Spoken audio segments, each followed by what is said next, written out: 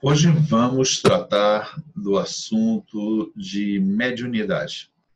O que é a mediunidade para o espiritismo? O primeiro ponto que temos a esclarecer é que a mediunidade, como a própria palavra já diz, é um meio. O médium é um meio. É um meio entre o mundo espiritual e o mundo dos encarnados. Como meio, um médium pode ter expressões da chamada mediunidade de efeitos inteligentes, que é a psicografia e a psicofonia, e mediunidade de efeitos físicos, que são movimentações de objetos, pancadas, materializações de espíritos, transportes de objetos em reuniões específicas. Para o espiritismo, a mediunidade ela não é indicativo de evolução espiritual. Podem existir espíritos que missionários venham como médiuns fazer tal tarefa.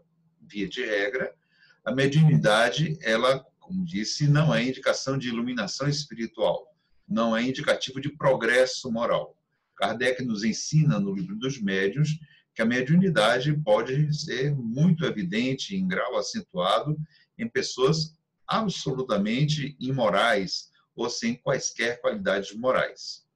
Mas, quando ela é aproveitada para o aprimoramento moral do ser humano, que aporta, a mediunidade é um grande contributo para que a pessoa avance no processo evolutivo, no processo de educação intelectual e moral.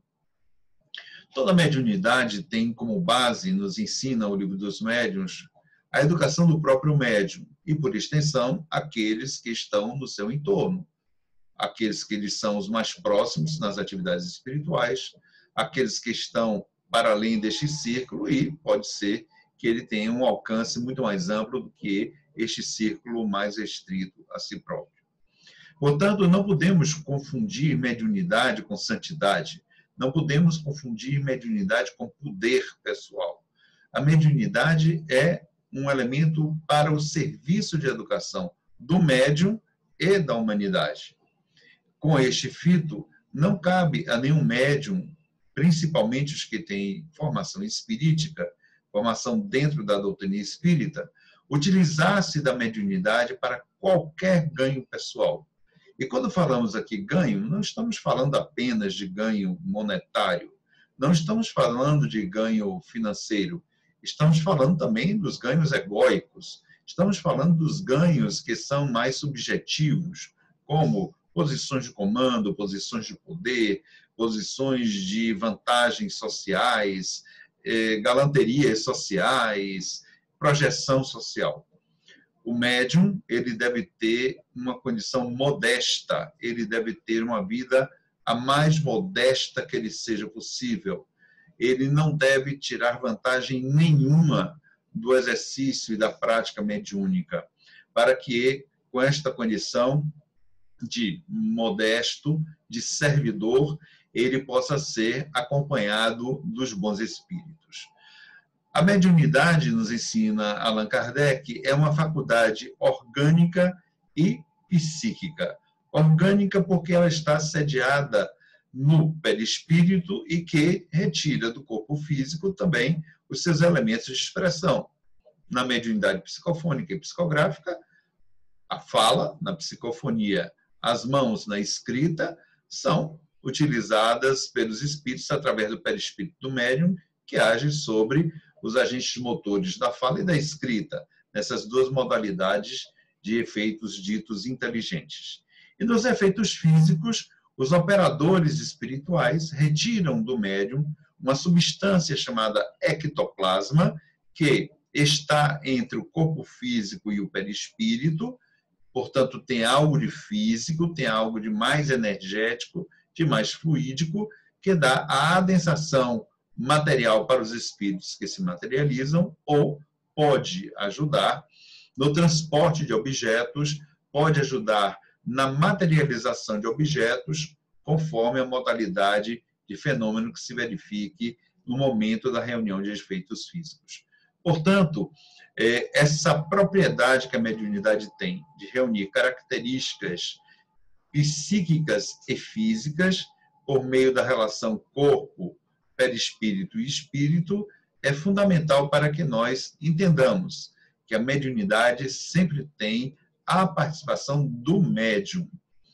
Nós precisamos entender que não existe na mediunidade uma pura expressão do espírito. Os espíritos, seja nos efeitos físicos, seja nos efeitos intelectuais, eles sempre estão aproveitando características do médium para que possam manifestar-se no mundo material.